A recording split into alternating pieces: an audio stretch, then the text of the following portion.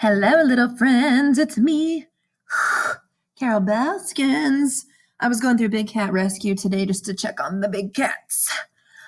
Anyway, let's go over background knowledge of the Cask of Amontillado. Remember, it's probably going to be somewhat spooky because it's horror. Here we go. So this is my favorite story of all time. I'll tell you what. Same thing as yesterday. You have these slides also, so that you know here's my website. So I want you to click on that and get that open and ready to go every day so you can just refresh. Okay, so here's what I want you to know. The catacombs. So within all of Europe, there are catacombs that were built during the time of the Greeks, okay? And that was used for passageways and war. So the video you're gonna see below in a minute really gives you a great idea of the catacombs and the thousands of miles of underground passageways and the millions of bodies that are in the Parisian catacombs, the bones alone. And it's from the Black Plague.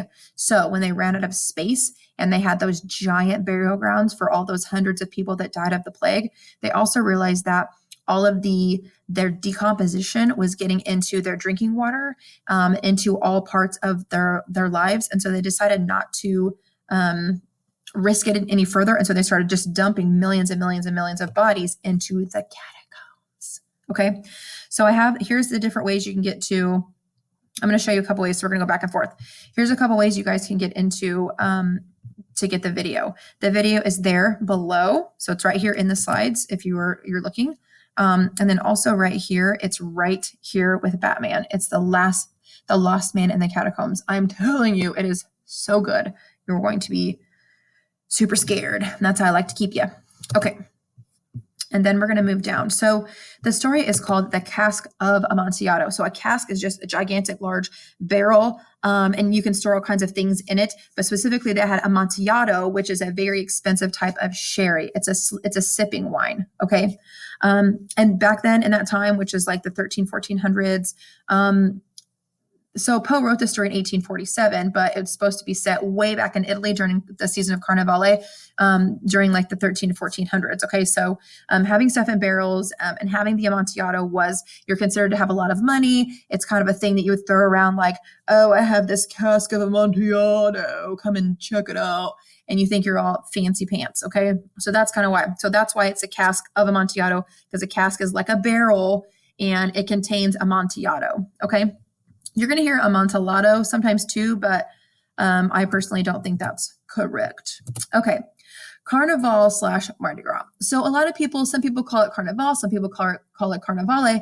But when I did my research, because this is, I think, like the 8th or 10th year I've taught this story, as they pronounce it, Carnevale, and it originated with the Latin countries and the countries of origin. So like France and Paris always have Carnevale, and this usually happens during Easter time, and it's just gigantic parades and celebrations.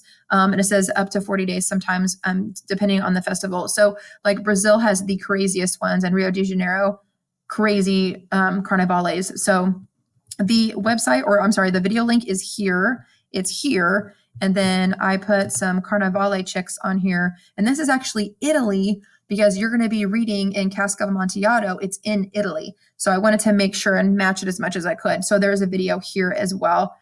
And it just really gives you like the geography and the history of what Carnevale is, so that you can understand that it is, sometimes thousands of people together in a field, or it's someone's massive estate having this crazy party. And imagine it going for days and weeks, you guys. Like, can you imagine partying for days and days and weeks?